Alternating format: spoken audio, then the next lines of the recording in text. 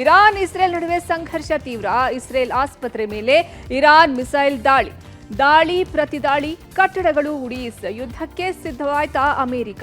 ತಾಯ್ನಾಡಿಗೆ ವಾಪಸ್ಸಾದ ಕನ್ನಡಿಗರು ಹೇಳಿದ್ದೇನು?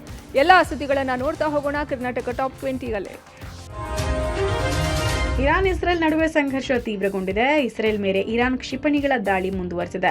ಇಸ್ರೇಲ್ನ ಅತಿದೊಡ್ಡ ಆಸ್ಪತ್ರೆ ಮೇಲೆ ಇರಾನ್ ದಾಳಿ ಮಾಡಿದೆ. ದಕ್ಷಿಣ ಇಸ್ರೇಲ್ನ ಸೊರಕಾದಲ್ಲಿರುವಂತಹ ಆಸ್ಪತ್ರೆ ಇದಾಗಿದ್ದು, ಮಿಸೈಲ್ ದಾಳಿಗೆ ಆಸ್ಪತ್ರೆ ಕಟ್ಟಡಕ್ಕೆ ಹಾನಿಯಾಗಿದೆ. ಮಿಸೈಲ್ ದಾಳಿಗೆ ಬೆದರಿದ ಆಸ್ಪತ್ರೆಯಲ್ಲಿದ್ದ ವೈದ್ಯರು, ಸಿಬ್ಬಂದಿ, ರೋಗಿಗಳು ಪ್ರಾಣ ಉಳಿಸಿಕೊಳ್ಳೋದಕ್ಕೆ ಪರದಾಡ್ತಿದ್ದಾರೆ. ಪ್ರಾಣ ಉಳಿಸಿಕೊಳ್ಳೋದಕ್ಕೆ ಆಸ್ಪತ್ರೆಯಲ್ಲಿದ್ದವರು ಆಸ್ಪತ್ರೆಯಿಂದ ಹೊರಗೆ ಓಡ್ತಿದ್ದಾರೆ.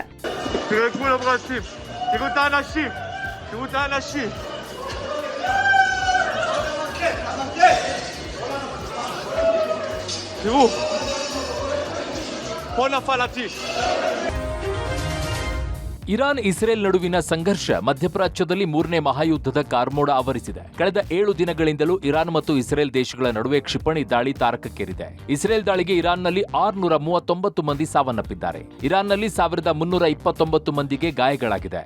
154 ಇರಾನ್ನ ಭದ್ರತಾ ಪಡೆ ಸಿಬ್ಬಂದಿಯೂ ಕೂಡ ಸಾವನ್ನಪ್ಪಿದ್ದಾರೆ. ಇನ್ನು ಇರಾನ್ನ ಮೇಲೆ ಇಸ್ರೇಲ್ ವೈಮಾನಿಕ ದಾಳಿ ನಡೆಸಿದೆ. ಇಸ್ರೇಲ್ 60 ಫೈಟರ್ ಜೆಟ್ಗಳನ್ನ ಇರಾನ್ಗೆ ನುಗ್ಗಿಸಿದೆ. ಈ ಯುದ್ಧ ವಿಮಾನಗಳು ತೆಹರಾನ್ನ ಸೇರಿದಂತೆ ಹಲವೆಡೆ ವಾಯುನೆಲೆಗಳ ಮೇಲೆ ದಾಳಿಯನ್ನ ಮಾಡಿದೆ. ಇದರಲ್ಲಿ ಇರಾನ್ನ 3 ವಾರ್ ಹೆಲಿಕಾಪ್ಟರ್ಗಳು ಕೂಡ ಹಾನಿಗೊಳಗಾಗಿವೆ. ಇದಷ್ಟೇ ಅಲ್ಲ, ಸುಮಾರು 20 ಅಣ್ವಸ್ತ್ರಗಾರ ಮತ್ತು ಯುದ್ಧೋಪಕರಣಗಳ ಘಟಕವನ್ನ ಉಡೀಸ್ ಮಾಡಿದೆ. ಇರಾನ್ನ ಆಂತರಿಕ ಭದ್ರತಾ ಪ್ರಧಾನ ಕಚೇರಿಯನ್ನ ಇಸ್ರೇಲ್ ಧ್ವಂಸಗೊಳಿಸಿದೆ. ಇರಾನ್ ಇಸ್ರೇಲ್ ನಡುವೆ ಸಮರ ಮತ್ತಷ್ಟು ತೀವ್ರಗೊಂಡಿದೆ. ಇಸ್ರೇಲ್ ಮೇಲೆ ಇರಾನ್ 400 ಬ್ಯಾಲಿಸ್ಟಿಕ್ ಕ್ಷಿಪಣಿಗಳ ದಾಳಿ ನಡೆಸಿದೆ. ಇಸ್ರೇಲ್ ಮೇಲೆ ಇರಾನ್ 1000ಕ್ಕೂ ಹೆಚ್ಚು ಡ್ರೋನ್ ಹಾರಿಸಿದೆ. ಇಸ್ರೇಲ್ನ ಟೆಲ್ ಅವೀವ್ ನಗರದ ಮೇಲೆ ಇರಾನ್ ಬ್ಯಾಲಿಸ್ಟಿಕ್ ದಾಳಿ ನಡೆಸಿದ್ದು, ಇಸ್ರೇಲ್ನಲ್ಲಿರುವ ಗಗನಚುಂಬಿ ಕಟ್ಟಡಗಳಿಗೆ ಹಾನಿಯಾಗಿದೆ. ಇರಾನ್ ದಾಳಿಗೆ ಇಸ್ರೇಲ್ ಕೂಡ ಪ್ರತಿದಾಳಿಯನ್ನ ನಡೆಸಿದೆ. ಇರಾನ್ನಲ್ಲಿರುವಂತಹ ಅರಾಕ್ನ ಹೆವಿ ವಾಟರ್ ರಿಯಾಕ್ಟರ್ ಮೇಲೆ ದಾಳಿ ನಡೆಸಿದೆ. ರಾತ್ರೋರಾತ್ರಿ ಬಾಂಬ್ ದಾಳಿ ನಡೆಸಿದ ಇಸ್ರೇಲ್ ತೆಹರಾನ್ ಸೇರಿ ಇತರೆ ಪ್ರದೇಶಗಳ ಮೇಲೆ ಫೈಟರ್ ಜೆಟ್ಗಳಿಂದ ದಾಳಿ ನಡೆಸಿದೆ. ಇರಾನ್ ಇಸ್ರೇಲ್ ನಡುವಿನ ಸಂಘರ್ಷದಲ್ಲಿ ಅಮೆರಿಕ ಎಂಟ್ರಿ ಕೊಟ್ಟ ನಂತರ ಪರಿಸ್ಥಿತಿ ಮತ್ತಷ್ಟು ಬಿಗಡಾಯಿಸಿದೆ. ಇರಾನ್ ಮೇಲೆ ಅಮೆರಿಕ ಯುದ್ಧಕ್ಕೆ ಮುಂದಾಗುತ್ತಾ, ಮುಂದಿನ ವಾರ ಯುದ್ಧ ಘೋಷಣೆ ಮಾಡಿಬಿಡುತ್ತಾ ಅನ್ನೋ ಅನುಮಾನ ಮೂಡಿದೆ. ಯಾಕಂದ್ರೆ ಇರಾನ್ ವಿರುದ್ಧ ನಿರಂತರವಾಗಿ ಗುಡುಗುತ್ತಿರುವ ಟ್ರಂಪ್ ಯಾವಾಗ ಬೇಕಾದ್ರೂ ಕೂಡ ಯುದ್ಧವನ್ನ ಘೋಷಿಸಬಹುದು ಎನ್ನಲಾಗ್ತಾ ಇದೆ. ಟ್ರಂಪ್ ಆದೇಶಕ್ಕೆ ಕಾಯುತ್ತಿರುವ ಅಮೆರಿಕ ಸೇನೆ ತುರ್ತು ಸಂದರ್ಭದಲ್ಲಿ ಬಳಸುವ ವಿಶೇಷ ವಿಮಾನವನ್ನ ಹೊರತೆಗೆದಿದೆ. ಇತ್ತ ಅಧ್ಯಕ್ಷರ ವಿಶೇಷ ವಿಮಾನ ಡೂಮ್ಸ್ ಡೇ ಪ್ಲೇನ್ ಎನ್ನುವ ವಾಯುಪಡೆಯ E-4B ನೈಟ್ ವಾಚ್ ವಿಮಾನ ಹೊರಕ್ಕೆ ತೆಗೆದಿದೆ. ಪರಮಾಣು ಸಂಘರ್ಷ ತುರ್ತು ಪರಿಸ್ಥಿತಿಯ ವೇಳೆ ಬಳಸುವ ವಿಮಾನ ಇದಾಗಿದ್ದು, ಈ ವಿಮಾನವನ್ನ ಅಧ್ಯಕ್ಷರು, ಹಿರಿಯ ಮಿಲಿಟರಿ ನಾಯಕರಿಗಾಗಿ ಬಳಸಲಾಗುತ್ತೆ. ಈ ಹಿಂದೆ 9/11 ದಾಳಿಯಲ್ಲಿ ಇದರ ಬಳಕೆಯಾಗಿತ್ತು. ಇರಾನ್ ಇಸ್ರೇಲ್ ಆಗಸದಲ್ಲಿ ನಕ್ಷತ್ರಗಳೇ ಕಾಣ್ತಿಲ್ಲ, ಬದಲಾಗಿ ಮಿಸೈಲ್ಗಳೇ ಜೇಂಕರಿಸ್ತಾ ಇದೆ. ಯಾವಾಗ ಏನ್ ಬೇಕಾದ್ರೂ ಆಗಬಹುದಾದ ಆತಂಕ ಮನೆ ಮಾಡಿದೆ. ಯುದ್ಧೋನ್ಮಾದ ಮೇಳೈಸ್ತಾ ಇರೋ ಇರಾನ್ ಮತ್ತು ಇಸ್ರೇಲ್ನಲ್ಲಿ ಸಿಲುಕಿರೋ ಭಾರತೀಯರಿಗೆ ಆತಂಕದ ಕಾರ್ಮೋಡ ಕವಿದಿದೆ. ತಾಯ್ನಾಡಿಗೆ ವಾಪಸ್ಸಾಗೋದಕ್ಕೆ ಮನ ಹಂಬಲಿಸ್ತಾ ಇದೆ. ಇದಕ್ಕೆ ಸ್ಪಂದಿಸಿದ ಭಾರತ ಸರ್ಕಾರ ಸ್ಥಳಾಂತರ ಪ್ರಕ್ರಿಯೆಯನ್ನ ಬಿರುಸುಗೊಳಿಸಿದ್ದು, ಭಾರತೀಯರ ರಕ್ಷಣೆಗೆ ಆಪರೇಷನ್ ಸಿಂಧು ಹೆಸರನ್ನಿಟ್ಟಿದೆ.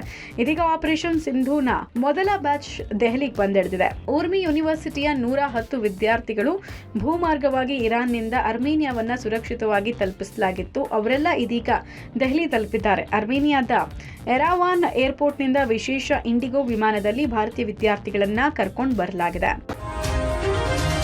ಇಸ್ರೇಲ್ ಮತ್ತು ಇರಾನ್ ನಡುವೆ ವಾರ್ ಹಿನ್ನೆಲೆ ಇಸ್ರೇಲ್ನಲ್ಲಿ ಸಿಲುಕಿದ್ದ 18 ಕನ್ನಡಿಗರು ಭಾರತಕ್ಕೆ ವಾಪಸ್ಸಾಗಿದ್ದಾರೆ. ಅಧ್ಯಯನ ಪ್ರವಾಸಕ್ಕೆ ಹೋಗಿದ್ದ ಬಿಪ್ಯಾಕ್ ಸದಸ್ಯರು ಇಸ್ರೇಲ್ನಲ್ಲಿ ಸಿಲುಕಿದ್ದು, ಇದೀಗ ಸುರಕ್ಷಿತವಾಗಿ ಮುಂಬೈ ಏರ್ಪೋರ್ಟ್ಗೆ ಬಂದಿಳಿದಿದ್ದಾರೆ. ಸದ್ಯ ಮುಂಬೈ ಏರ್ಪೋರ್ಟ್ನಲ್ಲಿರುವ ಕನ್ನಡಿಗರ ತಂಡ ಸಂಜೆ ಬೆಂಗಳೂರಿಗೆ ತಲುಪಲಿದ್ದಾರೆ. ಭಾರತ ಸರ್ಕಾರ ಹಾಗೂ ರಾಜ್ಯ ಸರ್ಕಾರಕ್ಕೆ ಕನ್ನಡಿಗರು ಧನ್ಯವಾದ ಸಲ್ಲಿಸಿದ್ದಾರೆ. ಇನ್ನು ಇರಾನ್ನಿಂದ ಬರಬೇಕಿದ್ದ 5 ಕನ್ನಡಿಗರಿದ್ದ ವಿಮಾನ ಕಾರಣಾಂತರಗಳಿಂದ ರದ್ದಾಗಿದೆ. ನಾಳೆ ಭಾರತಕ್ಕೆ ಬರುವ ಸಾಧ್ಯತೆ ಇದೆ. ಇಸ್ರೇಲ್ನಿಂದ ಬರುವಂತಹ ಸಂದರ್ಭದಲ್ಲಿ ಯುದ್ಧದ ವಾತಾವರಣ ಉಂಟಾಗಿ ಅಲ್ಲಿ ತುರ್ತು ಪರಿಸ್ಥಿತಿ ಘೋಷಣೆಯಾಗಿ ಆ ಕಾರಣದಿಂದ ನಾವು ಬರಕ್ಕಾಗಿರ್ಲಿಲ್ಲ. ಆಗ ನಮಗೆ ಸಹಾಯಕ್ಕೆ ಇಸ್ರೇಲ್ ಸರ್ಕಾರ ಮತ್ತೆ ಭಾರತ ಸರ್ಕಾರ ನಮ್ಮ ಜೊತೆಲಿದ್ದು ನಮ್ಮನ್ನ ಸುರಕ್ಷಿತ ಸ್ಥಳಕ್ಕೆ ಕರ್ಕೊಂಡು ಹೋಗಿ ಅಲ್ಲಿ ನಮ್ಮನ್ನ ಎಲ್ಲ ರೀತಿಯಲ್ಲಿ ಚೆನ್ನಾಗಿ ನೋಡಿಕೊಂಡು ಕಳಿಸ್ಕೊಟ್ಟಿರ್ತಕ್ಕಂಥ ಇಸ್ರೇಲ್ ಸರ್ಕಾರಕ್ಕೆ ಮತ್ತೆ ಭಾರತ ಸರ್ಕಾರಕ್ಕೆ ಹಾಗೂ ಕರ್ನಾಟಕ ಸರ್ಕಾರಕ್ಕೂ ನಮ್ಮೆಲ್ಲ ಧನ್ಯವಾದಗಳು. ಇದಕ್ಕೆ ಕೇಂದ್ರ ಸರ್ಕಾರ ಆಗ್ಬೋದು, ರಾಜ್ಯ ಸರ್ಕಾರ ಮತ್ತು ಇಸ್ರೇಲಿ ಕಾನ್ಸುಲೇಟ್ ಅದನ್ನ ಪದೇ ಪದೇ ಹೇಳಲೇಬೇಕಾದಂಥದ್ದು. ಯಾಕಂತಂದ್ರೆ ಒಂದು ಹುಲ್ಕಡ್ಡಿಯಷ್ಟು ನಮಗೆ ತೊಂದರೆ ಆಗದೇ ಇರೋಂಗೆ ನೋಡ್ಕೊಂಡಿದ್ದಾರೆ. ಇವತ್ತಿನ ದಿನ ನಮಗೆ ರೀಶೆಡ್ಯೂಲ್ ಆದ್ರೂ ಫ್ಲೈಟು ಅದನ್ನು ಕೂಡ ಅವರು ದೃಢತೆ ಇಲ್ಲ, ನಾನು ಕರ್ಕೊಂಡೋಗಿದ್ದೀವಿ, ನಾನು ಕರ್ಕೊಂಬರೋ ಜವಾಬ್ದಾರಿ ನಮ್ಮದು ಅಂತ ಆ ಲೆಕ್ಕದಲ್ಲಿ ಮಾಡಿದ್ದಾರೆ. ಖಂಡಿತ ಅವ್ರಿಗೆ ನಾವು ಲೈಫ್ ಲಾಂಗ್ ಚಿರಋಣಿ ಆಗಿರ್ತೀವಿ. ನಗರದಲ್ಲಿ ಕಳೆದ ಕೆಲ ದಿನಗಳಿಂದ ಸೈಲೆಂಟ್ ಆಗಿದ್ದ ಹುಸಿ ಬಾಂಬ್ ಮೇಲ್ಗಳು ಮತ್ತೆ ಆಕ್ಟಿವ್ ಆಗಿದೆ. ಬೆಂಗಳೂರು ಗ್ರಾಮಾಂತರ ಜಿಲ್ಲೆಯ ದೇವನಹಳ್ಳಿ ಬಳಿ ಇರುವಂತಹ ಕೆಂಪೇಗೌಡ ಅಂತಾರಾಷ್ಟ್ರೀಯ ವಿಮಾನ ನಿಲ್ದಾಣಕ್ಕೆ ಮತ್ತೊಂದು ಹುಸಿ ಬಾಂಬ್ ಮೇಲ್ ಬಂದಿದೆ. ಒಂದೇ ವಾರದಲ್ಲಿ ಇದು ಎರಡನೆಯ ಹುಸಿ ಬಾಂಬ್ ಮೇಲ್ ಆಗಿದೆ. ಜೂನ್ 13, 16ರಂದು 2 ಬಾಂಬ್ ಬೆದರಿಕೆ ಇಮೇಲ್ ಮೂಲಕ ಬಂದಿತ್ತು. ಏರ್ಪೋರ್ಟ್ ಭದ್ರತಾ ಪಡೆಗೆ ಮೇಲ್ ಬಂದಿತ್ತು. ಉಗ್ರ ಅಜ್ಮಲ್ ಕಸಬ್ ಗಲ್ಲಿಗೆ ಹಾಕಿದ್ದು ಸರಿಯಲ್ಲ, ಹೀಗಾಗಿ ಬಾಂಬ್ ಇಟ್ಟಿದ್ದೇವೆ. ಪಜಲ್ ಗೇಮ್ ರೀತಿ 2 ಕಡೆಗೆ ಬಾಂಬ್ ಇಟ್ಟಿದ್ದು ಪ್ಲಾನ್ ಎ ಫೇಲ್ ಆದ್ರೆ ಪ್ಲಾನ್ ಬಿ ಅಂತ ಬೆದರಿಕೆಯ ಸಂದೇಶ ರವಾನಿಸಲಾಗಿದೆ. ಏರ್ಪೋರ್ಟ್ನ ಶೌಚಾಲಯದ ಪೈಪ್ಲೈನ್ ನಲ್ಲಿ ಬಾಂಬ್ ಇಟ್ಟಿರುವುದಾಗಿ ಬೆದರಿಕೆಯ ಮೇಲ್ ಹಿನ್ನೆಲೆಯಲ್ಲಿ ಎಲ್ಲೆಡೆ ಪರಿಶೀಲನೆ ಮಾಡಿದ ಅಧಿಕಾರಿಗಳು ಬಳಿಕ ಇದೊಂದು ಹುಸಿ ಬಾಂಬ್ ಮೇಲ್ ಅಂತ ತಿಳಿಸಿದ್ದಾರೆ. ಸದ್ಯ ಕೆಂಪೇಗೌಡ ಏರ್ಪೋರ್ಟ್ ಪೊಲೀಸರು ಮತ್ತು ಅಧಿಕಾರಿಗಳಿಗೆ ಈ ಹುಸಿ ಬಾಂಬ್ ಮೇಲ್ ಮತ್ತು ಕರೆಗಳು ತಲೆನೋವಾಗಿದ್ದು, ಹುಸಿ ಬಾಂಬ್ ಬೆದರಿಕೆ ಬಂದ ಮೇಲ್ ಐಡಿಗಳ ಮೇಲೆ ಪ್ರಕರಣ ದಾಖಲಿಸಿ ತನಿಖೆಯನ್ನ ಕೈಗೊಂಡಿದ್ದಾರೆ. ಮರದ ಕೊಂಬೆ ಬಿದ್ದು ಗಂಭೀರವಾಗಿ ಗಾಯಗೊಂಡಿದ್ದ ಬೆಂಗಳೂರಿನ ಅಕ್ಷಯ್ ಚಿಕಿತ್ಸೆ ಫಲಕಾರಿಯಾಗದೆ ಮೃತಪಟ್ಟಿದ್ದಾನೆ. ಕಳೆದ 5 ದಿನಗಳಿಂದ ಆಸ್ಪತ್ರೆಯಲ್ಲಿ ಸಾವು ಬದುಕಿನ ಮಧ್ಯೆ ಹೋರಾಟ ನಡೆಸಿದ್ದ ಅಕ್ಷಯ್ ಇಂದು ಕೊನೆಯುಸಿರೆಳೆದಿದ್ದಾನೆ. ಜಯನಗರದ ಆಸ್ಪತ್ರೆಯಲ್ಲಿ ದಾಖಲಿಸಿ ತಲೆಗೆ ಶಸ್ತ್ರಚಿಕಿತ್ಸೆ ಮಾಡಲಾಗ್ತಿದ್ದಾದ್ರೂ ಬ್ರೈನ್ ಡೆಡ್ ಆಗಿತ್ತು.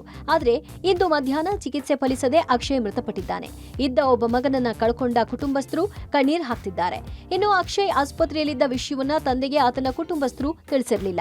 ಆದರೆ ಇವತ್ತು ನನ್ನ ಮಗನನ್ನ ನೋಡಬೇಕು ಅಂತ ಹೇಳಿದ್ದಕ್ಕೆ ಡಯಾಲಿಸಿಸ್ ರೋಗಿ ಆಗಿರುವ ಶಿವರಾಮ್ರನ್ನ ವೀಲ್ ಚೇರ್ ಮೂಲಕ ಆಸ್ಪತ್ರೆಗೆ ಕರೆದುಕೊಂಡು ಬಂದು ಮಗನ ಮುಖ ತೋರಿಸಿದ್ರು. ತಂದೆ ನೋಡಿಕೊಂಡು ಬಂದ ಕೆಲವೇ ನಿಮಿಷಗಳಲ್ಲಿ ಅಕ್ಷಯ್ ಉಸಿರು ನಿಲ್ಲಿಸಿದ್ದಾನೆ.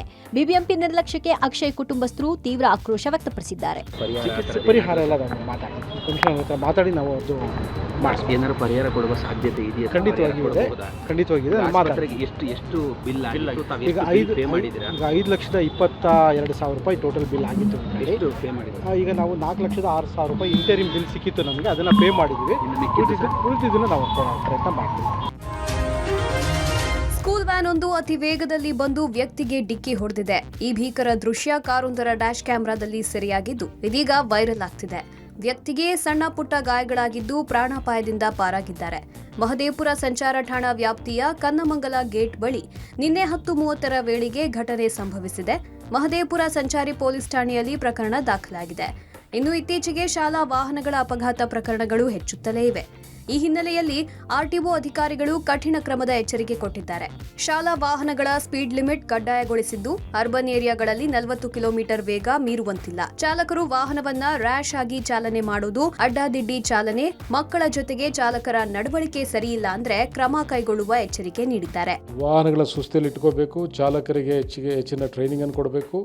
ಶಾಲಾ ವಾಹನಗಳು ನಮ್ಮ ಅರ್ಬನ್ ಏರಿಯಾಗಳಲ್ಲಿ 40 ಕಿಲೋಮೀಟರ್ ಒಳಗಡೆ ಆಪರೇಟ್ ಮಾಡಬೇಕು. ಖಂಡಿತ ನಮ್ಮ ಇಲಾಖೆ ಅಧಿಕಾರಿಗಳು ಮತ್ತು ಪೊಲೀಸ್ ಅಧಿಕಾರಿಗಳು ವಾಹನಗಳನ್ನು ಪರಿಶೀಲನೆ ಮಾಡ್ತಾರೆ. ಸ್ಪೀಡಾಗಿ ಡ್ರೈವ್ ಮಾಡೋದು, ರ್ಯಾಶ್ ಆಗಿ ಡ್ರೈವ್ ಮಾಡುವಂಥದ್ದು, ಮಕ್ಕಳ ಜೊತೆ ಬಿಹೇವಿಯರ್ ಚೆನ್ನಾಗಿರ್ಬೇಕಾಗ್ತದೆ. ಅವು ಚಿಕ್ಕ ಮನಸ್ಸೇನು, ಸ್ವಲ್ಪ ನೀವೇನಾದರೂ ಜೋರಾಗಿ ಮಾತಾಡೋದಾಗ್ಲಿ, ನಿಮ್ಮ ಅಸಭ್ಯತನ, ಅವೆಲ್ಲ ಮಕ್ಕಳ ಮೇಲೆ ಬಹಳ ಪರಿಣಾಮ ಬೀಳ್ತದೆ. ಆಗುವಂಥದ್ದು ಬೇಡ ಅಂತ ನಾನು ಹೇಳಿಕೆ ಇಚ್ಛೆ ಪಡ್ತೇನೆ. ಬೆಂಗಳೂರಿನ ಖಾಸಗಿ ಅಪಾರ್ಟ್ಮೆಂಟ್ ಒಂದರಲ್ಲಿ ಅಸ್ಥಿ ಪಂಜರದ 4-5 ಮೂಳೆಗಳು ಪತ್ತೆಯಾಗಿದೆ. ಬೇಗೂರು ಪೊಲೀಸ್ ಠಾಣಾ ವ್ಯಾಪ್ತಿಯಲ್ಲಿ ಈ ಘಟನೆ ಆಗಿದೆ. ಖಾಸಗಿ ಅಪಾರ್ಟ್ಮೆಂಟ್ನಲ್ಲಿ 2 ದಿನದ ಹಿಂದೆ ಇಂಗು ಗುಂಡಿ ಸ್ವಚ್ಛ ಮಾಡುವಾಗ ಅಸ್ಥಿ ಪಂಜರ ಪತ್ತೆಯಾಗಿದೆ. ಸ್ಥಳಕ್ಕೆ ಬಂದ ಬೇಗೂರು ಪೊಲೀಸರು ಅಸ್ಥಿ ಪಂಜರ ಪೀಸ್ಗಳು ವಶಕ್ಕೆ ಪಡೆದಿದ್ದು FSLಗೆ ರವಾನಿಸಿದ್ದಾರೆ. ಅಸ್ಥಿ ಪಂಜರ ಮನುಷ್ಯರದ್ದ ಪ್ರಾಣಿಯದ್ದ ಅಂತ ಪರಿಶೀಲನೆ ನಡೆಸ್ತಾ ಇದ್ದಾರೆ. UDR ಕೇಸ್ ದಾಖಲಿಸಿಕೊಂಡಿರುವ ಬೇಗೂರು ಪೊಲೀಸರಿಂದ ತನಿಖೆ ಆಗ್ತಾ ಇದೆ.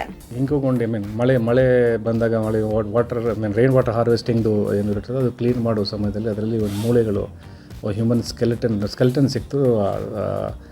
ಸ್ಕಲ್ಲು ಅದೆಲ್ಲ ನೋಡಿದರೆ ಹ್ಯೂಮನ್ ಸ್ಕೆಲೆಟನ್ ಥರ ಕಂಡು ಬಂತು. ಆನಂತರ ಅದು ಇಮಿಡಿಯೇಟ್ಲಿ ಅದ ಮೇಲೆ ನಮ್ಮ ಪೊಲೀಸರು ಹೋಗಿ ನೋಡಿಬಿಟ್ಟು FSL ಅವ್ರಿಗೂ ತಿಳಿಸಿದ್ದಾರೆ. ಅದನ್ನು ಮತ್ತೆ ರಿಕವರ್ ಮಾಡಿ ಎಕ್ಸಾಮಿನೇಷನ್ ಕಳಿಸಿದ್ದೀವಿ. ಅದು ನೋಡಿದರೆ ಮೇಲ್ನೋಡಿ ನೋಡಿದರೆ ಹ್ಯೂಮನ್ ಇದು ಥರ ಇದೆ, ಮೇಲ್ ಹ್ಯೂಮನ್ ಬಾಡಿ ಸ್ಕೆಲ್ ಥರ ಕಂಡು ಬರ್ತದೆ. ಸೊ ಅದು ಹೇಗೆ ಆಗಿದೆ ಏನಾಗಿದೆ ಸ್ವಲ್ಪ ವಿಚಾರ ಮಾಡ್ತಾಯಿದ್ದೆ. ಒಂದು ಕೇಸ್ ಟೇಕಪ್ ಮಾಡಿದ್ವಿ. ಟೇಕಪ್ ಮಾಡಿ ಇನ್ವೆಸ್ಟಿಗೇಷನ್ ನಡೀತಾ ಇದೆ.